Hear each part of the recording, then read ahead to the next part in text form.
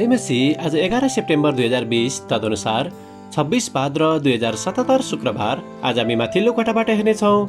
आजको शीर्षक छ येशूले जस्तै प्रेम गर्नु।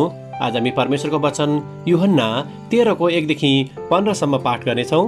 निस्तार चाडको अघि यस संसारबाट विदा भएर पिता कहाँ जाने उहाँको समय आइपुग्यो भन्ने येशूले थाहा पाउनुभयो अनि संसारमा भएका आफ्ना जतिलाई प्रेम गरेर उहाँले तिनीहरूलाई अन्त्यसम्म प्रेम गर्नुभयो।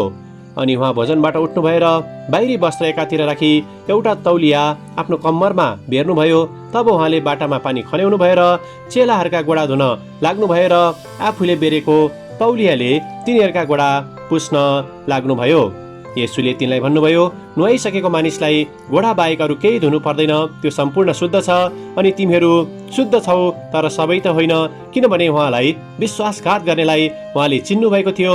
यसै कारण उहाँले भन्नुभएको थियो, तिमीहरू सबै शुद्ध छैनौ। तिनीहरूका गोडा धोइसकेपछि आफ्नो बाहिरी वस्त्र लाएर उहाँ फेरि बस्नुभयो। तब उहाँले तिनीहरूलाई भन्नुभयो, के तिमीहरू जान्दछौ मैले तिमीहरूका निम्ति के गरेँ? तिमीहरू मलाई गुरु र प्रभु भन्दछौ, त्यो तिमीहरू ठिकै भन्दछौ, किनभने म उही हुँ।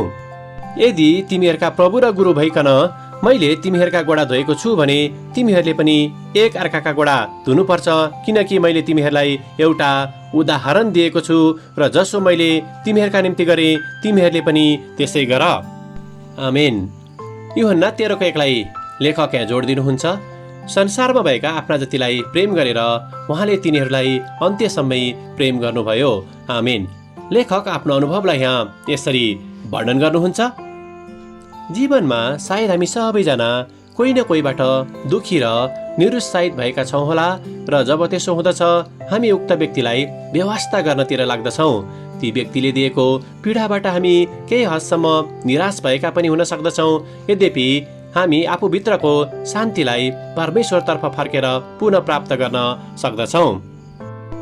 येशूले पनि आफ्ना चेलाहरूको खराब व्यवहार र शङ्काहरू देखेर उनीहरूलाई त्याग्ने र व्यवस्था गर्न सक्नुहुन्थ्यो। यति मात्र होइन, यहुदाले दिने धोकाको बारेमा उहाँलाई अघि नै ज्ञान थियो, तर पनि उहाँ तिनीहरूसँगै रहनुभयो।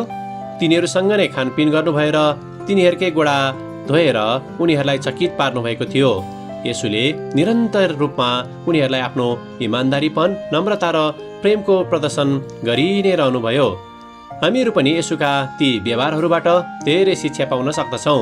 उहाँले आफ्नो चेलाहरू र हामी सबैलाई उहाँको उदाहरणलाई पछ्याउनको निम्ति चुनौती दिनुभएको छ।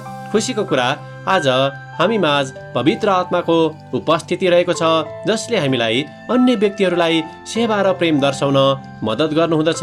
हो, उनीहरूले हाम्रा विरुद्धमा कार्य गरे तापनि। आमेन।